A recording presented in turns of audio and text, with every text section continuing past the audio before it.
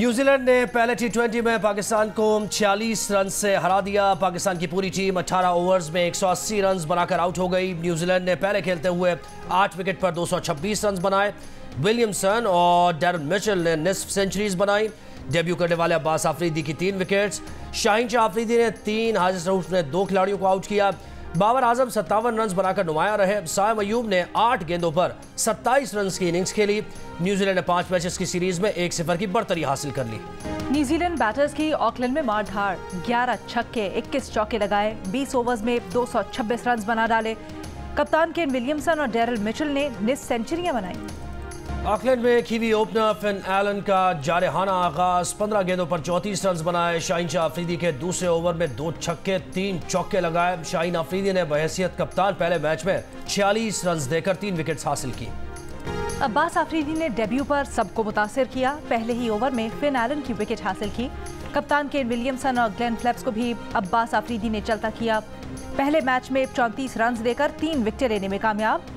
उसामा मी debut पर महंगे साबित हुए, 4 ओवर्स में 51 रन दे दिए। न्यूजीलैंड के खिलाफ ऑकलैंड में पाकिस्तान की खराब फील्डिंग। बाबर आजम ने केन विलियमसन का कैच ड्रॉप किया। इफ्तिखार अहमद भी कैच थामने में नाकाम। न्यूजीलैंड ने भी साइम अयूब और मोहम्मद रिजवान के कैचेस ड्रॉप किए। पाकिस्तान के नौजवान ओपनर साइम अयूब का ऑकलैंड में जारहाना आगाज, 8 गेंदों पर 27 रन बनाए। अपने मखसूस अंदाज में फाइन लेग पर लंबा छक्का जड़ दिया। इनिंग्स में 3 छक्के 2 चौके लगाए।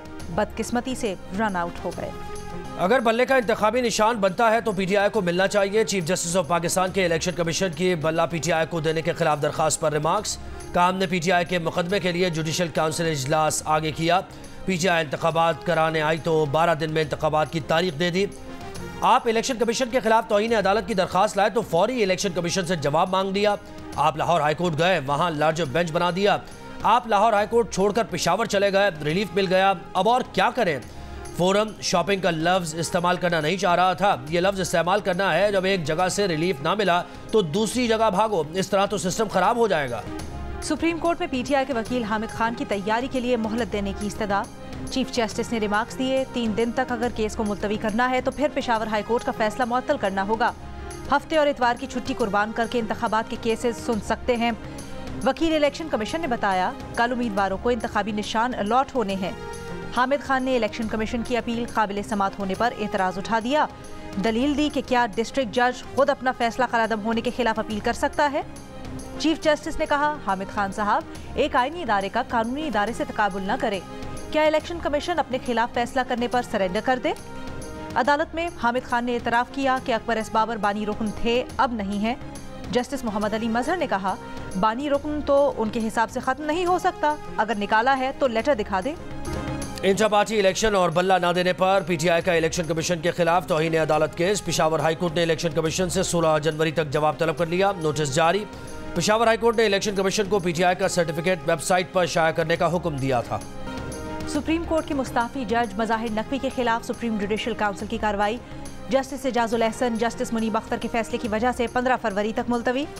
जस्टिस एजाज और जस्टिस मुनीब पर मुश्तमिल बेंच ने जून 2023 में करार दिया था कि सुप्रीम जुडिशल काउंसिल साबिक जज के खिलाफ कार्रवाई नहीं कर सकती।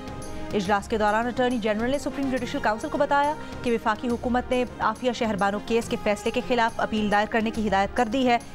इस पर चीफ जस्टिस काजी फाजीसा ने कहा कि फिर सुप्रीम जुडिशल काउंसिल की कार्रवाई इलेक्शन के बाद तक मुलतवी कर देते हैं। सदर आरिफ अलवी ने सुप्रीम कोर्ट के जज जस्टिस एजाजुल एहसन का इस्तीफा मंजूर कर लिया। सदर मुमलिकत ने जस्टिस एजाजुल एहसन का इस्तीफा वजीर आजम की एडवाइस पर मंजूर किया। चीफ जस्टिस काजी फाजीसा के बाद जस्टिस एजाजुल एहसन को चीफ जस्टिस बनना था। अब चीफ जस्टिस काजी फाजीसा के बाद जस्टिस मंसूर अली शाह 3 साल के लिए चीफ जस्टिस बनेंगे। जस्टिस एजाजुल एहसन के इस्तीफे के बाद सुप्रीम जुडिशल काउंसिल में भी तब्दीलियां होंगी। अब जस्टिस मंसूर अली शाह काउंसिल के मेंबर होंगे। जस्टिस एजाजुल एहसन ने जस्टिस मज़ाहिर नकवी के खिलाफ कार्रवाई से भी इख्तलाफ किया था और जस्टिस मज़ाहिर नकवी के खिलाफ होने वाले सुप्रीम जुडिशल काउंसिल के इजलास में भी शिरकत नहीं की थी।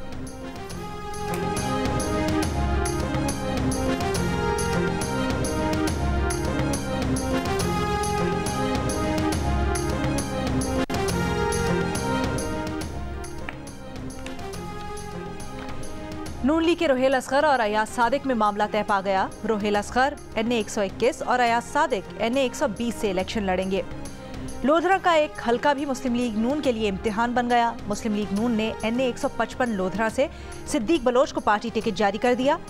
इस्तेहकाम पाकिस्तान पार्टी के जहांगीर तरीन भी ये नशिस्त छोड़ने के लिए तैयार नहीं। सिद्दीक बलोच को मुस्लिम लीग नून मुल्तान डिवीजन के सदर अब्दुर्रहमान कांजू की मुकम्मल हिमायत हासिल। अब्दुर्रहमान कांजू ने साफ बता दिया कि अगर जहांगीर तरीन के लिए नशिस्त छोड़ी गई तो उनका पूरा पैनल लोधरा से आज़ाद हैसियत में इलेक्शन लड़ेगा। लोधरा के सूबाई हल्के PP 227 पर सिद्दीक बलोच का बेटा भी जहांगीर तरीन के मद्दे मुकाबिल। जहांगीर तरीन ने मुल्तान के हल्का NA 149 से भी कागजात जमा करवा रखे हैं। बुशरा बीबी के दामाद हयात मानिका मुस्लिम लीग नून का टिकट हासिल करने में नाकाम। PP 193 पाकपतन से फारूक मानिका को पार्टी टिकट जारी। हयात मानिका पिछले इलेक्शन में इसी हल्के से नून लीग के उम्मीदवार थे। उन्होंने 4 रोज पहले अपने वालिद मियां अता मोहम्मद मानिका के हमरा शहबाज शरीफ से मुलाकात भी की थी।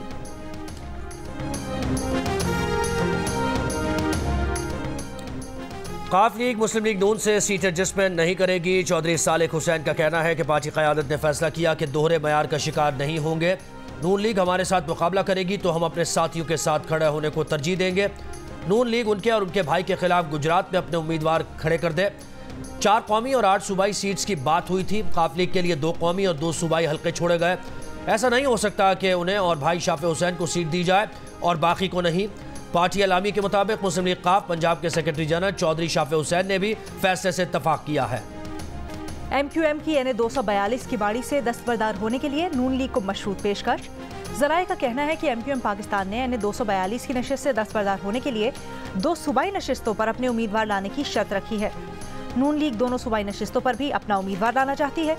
दोनों जमातें इन नशिस्तों पर उम्मीदवारों के पार्टी टिकट जमा करवा रही हैं। MQM पाकिस्तान और नून लीग के दरमियान NA 229, 230, NA 231 और 239 और इसकी सूबाई नशिस्तों पर सीट एडजस्टमेंट हो चुकी है।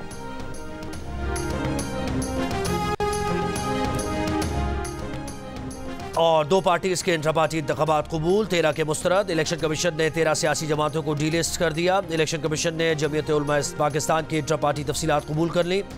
इंतखाबी निशान जारी कर दिया। इलेक्शन कमीशन के फैसले के मुताबिक डीलिस्ट की गई सियासी जमातों का रवैया गैर संजीदा था।